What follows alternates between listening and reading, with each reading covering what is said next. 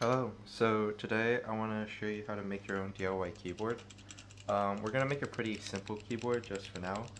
It's going to have a switch array, a LED backlight, and an OLED.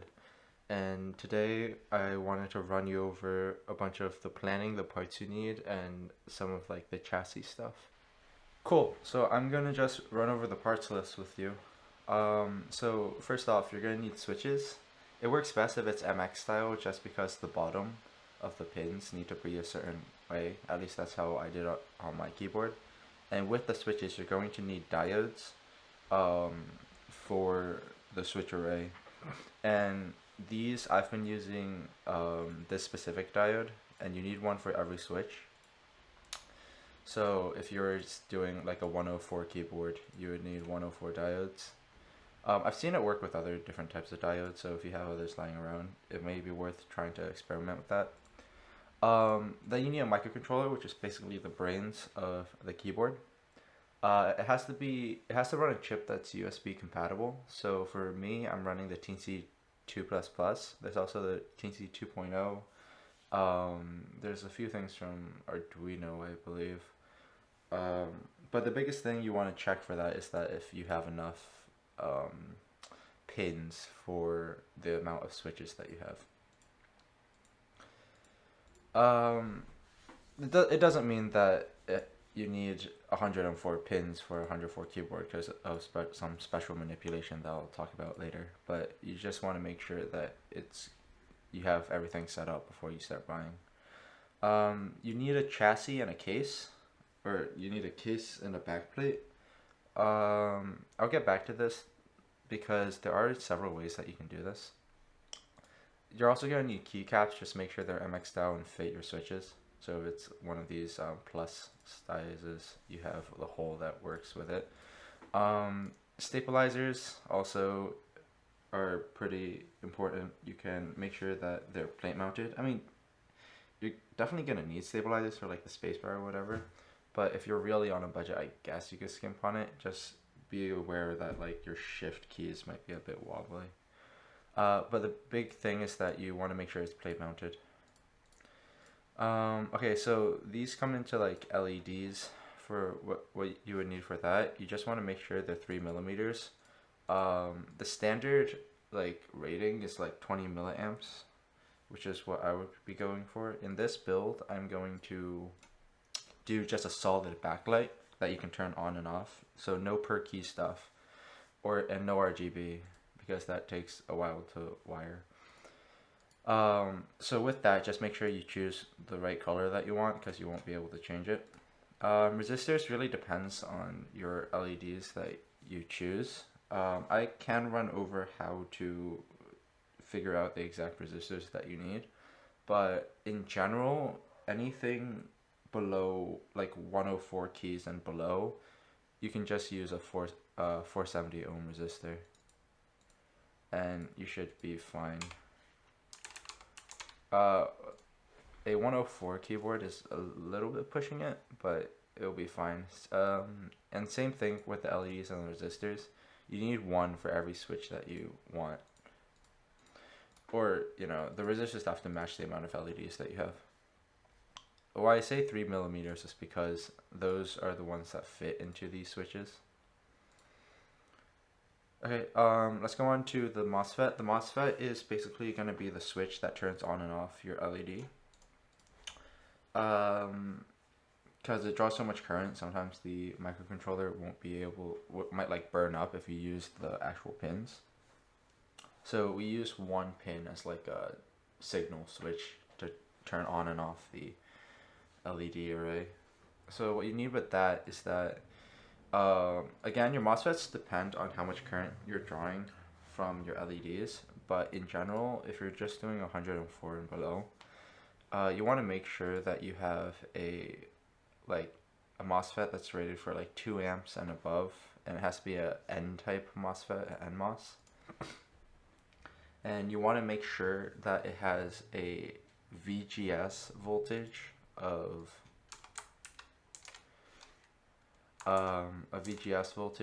like 4 volts ish. because that's basically going to say, hey, when I send a signal of 4 volts to this MOSFET, anything above 4 volts is going to turn on the signal. Anything at 0 is going to turn off, which is why this can't be above like 5. Okay, so next we go to OLEDs. So we're going to be using QMK as the firmware, and that supports something called the SSD whatever driver. So you basically want to take this and then just Google that and then OLED screen. It's going to come up with a 128 by 32 pixel screen and another one that's double the size. So the official support supports 128 by 32, but people have been running 128 by 64 no problem. It just depends on what type of screen you want. If you're following my guide, I chose the 128 by 32, but it doesn't make that much of a difference. Okay, let's go on to tools. So what you're definitely going to need is a solder iron and solder, obviously, because you're going to be or at least for me, we're going to be hand wiring it. So with that, you're going to need like 20 or 22 gauge wires just so that everything fits in the microcontroller. You're going to need a hot glue gun just to seat some of the things. Okay, this kind of depends on like your chassis or your backplate, if you decide to buy it or if you decide to design it or how well it's designed. Sometimes you won't need this, but it's helpful. Okay, so this is where things get a little iffy. If you have a 3D printer, that's great because you can use that to make a backplate and make a case, which is the route that I chose. If you don't have a 3D printer, what you can do is that you can actually design one and then order online, have somebody else 3D print it for you, or you can just buy it off Amazon, just buy like a backplate or whatever. The issue with that is that sometimes it does get expensive, depending on where you buy it.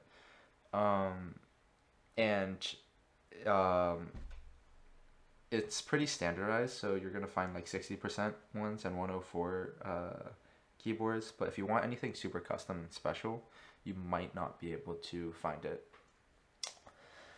And if you're following this DIY guide, I'm assuming you either are looking at something on a budget or you are trying to make something super custom, which is where like a 3D printer comes in handy. If you don't have a 3D printer, like a laser cutter also works if you are good with like that lets you work with acrylic and stuff. Or like if you're really good with woodworking, you can make it out of wood or whatever. But this is just the path that I chose. Okay, so other than that, you're gonna need wire cutters, wire strippers, yeah. Desoldering irons help with if you make any mistakes or whatever.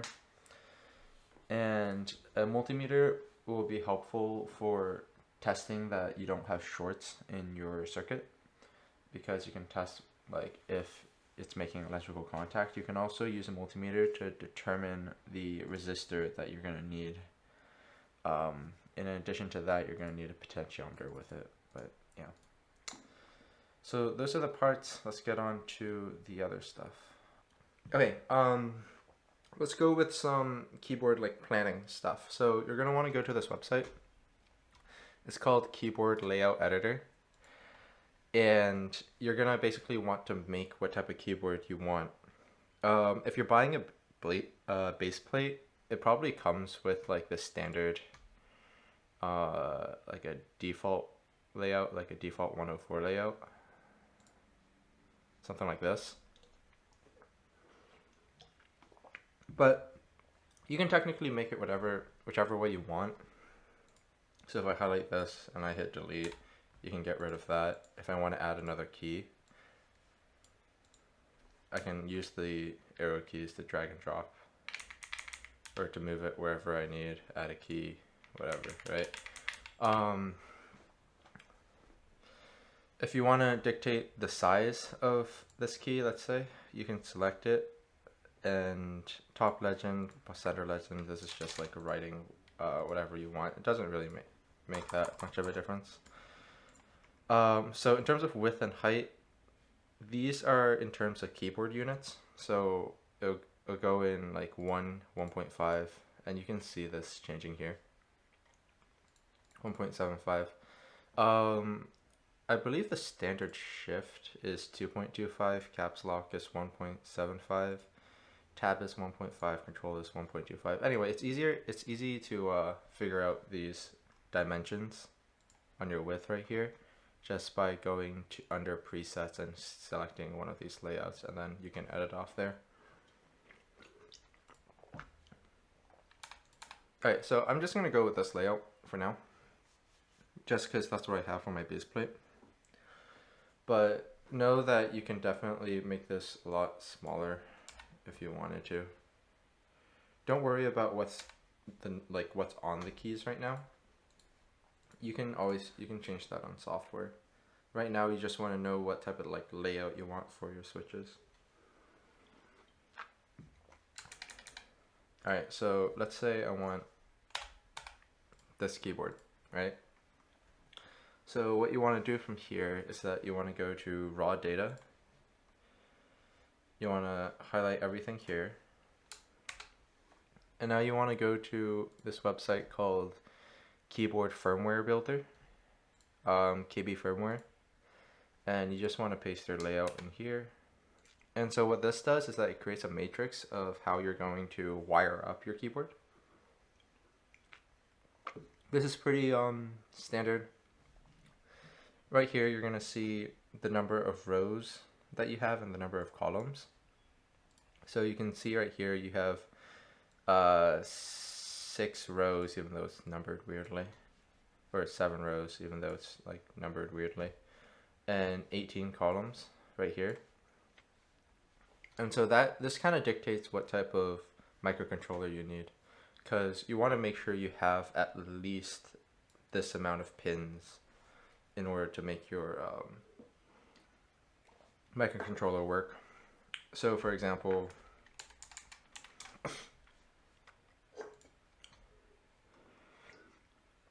you can see the TNC2++ definitely has enough pins, but if we were looking at a TNC 2.0, that definitely, that might not have the amount of pins that you're looking for if you want to make a big keyboard if you want to make a big keyboard like this. So just be mindful of what type of microcontroller you're going to buy, and that it has enough pins to support your matrix. Okay, what else? Let's go to this thingy here. Okay, so this is gonna be how you make a base plate. So for these base plates, there's specific dimensions that you need to follow.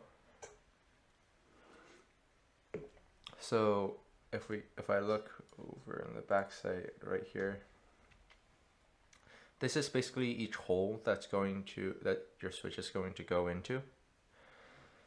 And you want to make sure that each of these square boxes are 2 size, or else it won't fit. Okay, so this is how you figure out your spacing. Remember before when I said on the layout editor, every single key is based off of keyboard units? So 1 unit is basically the standard size of a regular letter key. You can see there's wider things that use different units. Like this one, the enters for example is 2.25. So what you want to know is that 1 unit is, the width of 1 unit is exactly 19.05 millimeters. This will give you the spacing in between 2 keys too. So if you look at the specifications of the MX switches, it says you want to cut out a 14 by 14 square for the switch itself, and in that square you want to have a spacing, a bigger square of a spacing 19.05.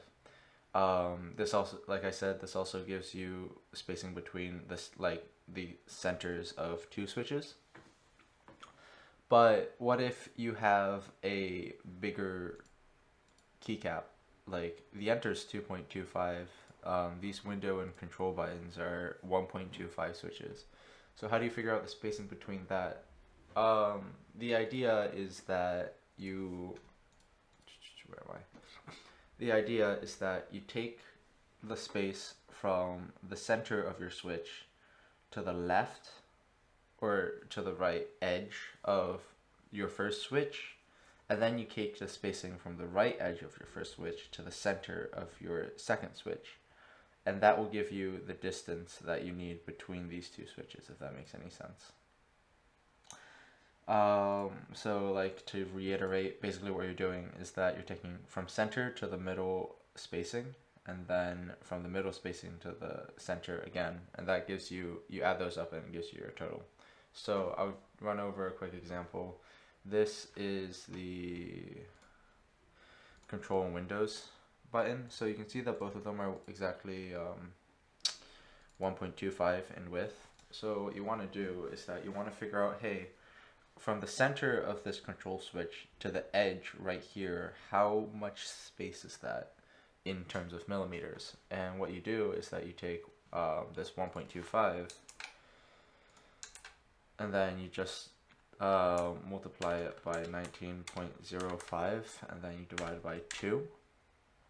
And that will give you the space from the center, the space in millimeters from the center of your switch to the edge of your switch. In this case, it's 11.906, whatever. And then you need to figure out, hey, what's the distance from this edge again to the center of the next key? In this case, it's pretty easy because it's the same exact width, but you can imagine between Alt and space, this distance is a lot smaller than like this distance from where like the center of your space bar is. So let's calculate that again as if this is something different. 1.25 times 19.05 divided by 2 again. You get the same amount, and you basically just add what you got in the first part and what you got in the second part. In this case, from control to the edge is 11.90625, and then you just add another 11.90625, because that's the distance from the edge to the center of the Windows key. Add that together, you get 23.81 or whatever. That gives you the spacing you need in millimeters from the Windows key to the control key. It's right here. Hopefully that makes some sense, and you can use these unit conversions to figure out your spacing for more difficult things to figure, more difficult keys. But in general, the standard keys are pretty simple to figure out.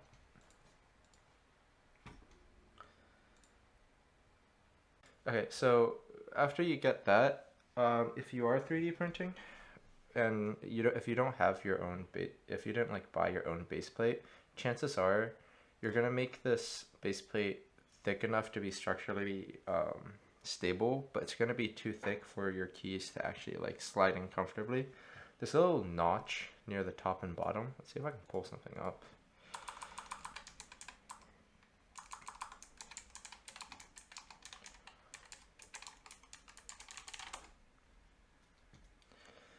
Alright, so you can see here that there's a little notch on the left and the right here. It's basically to make sure that your keyboard sits, like snaps into your base plate and doesn't come out. So if you have like a metal base plate, it's probably thin enough that you don't have to worry about this, but for like a 3D printed one or like something that's made, you're definitely going to want to make this place thinner. So if I remember what it is, the height of this notch is kind of like up to you. Let me see if I can find what I need. So for me, I just did a rectangle centered in the middle of the height 15.5, and it's 5 millimeters across. This can like be changed depending on, like, it's not that much of a, you don't have to be this exact with it, but I saw that 15.5 by 5 works pretty well for me. So I just leave it at that. Okay, so you designed that, and then what you want to do is that you want to design a space to house all your electronics. This can be just whatever you need. Um, you can be creative with this. Just make sure you have enough space. The idea is that you're gonna make another plate below this, like like this, and it's all gonna come together like a sandwich. Okay, cool. So as a quick recap, what you want to do is that you want to make sure that you have all of these parts, and you have researched all of them well, and then you want to start making a layout of whatever type of keyboard you want with this keyboard layout editor. You go to raw data, paste all this data into your keyboard firmware builder, and then you're going to use this layout and make some sort of 3D model or creation of a backplate that follows all of these specifications. And then you're just going to print it out and then see if the keys fit, and if they do, we can move on to the next step. So in the next video, I'm going to talk about wiring and how we want to hand wire everything. Okay, thank you for watching my video. I hope to get the next one out soon. Check the description, and I'll probably post all the parts and websites that I used to get this working. And hopefully you can get a good idea of how this is all going to come together.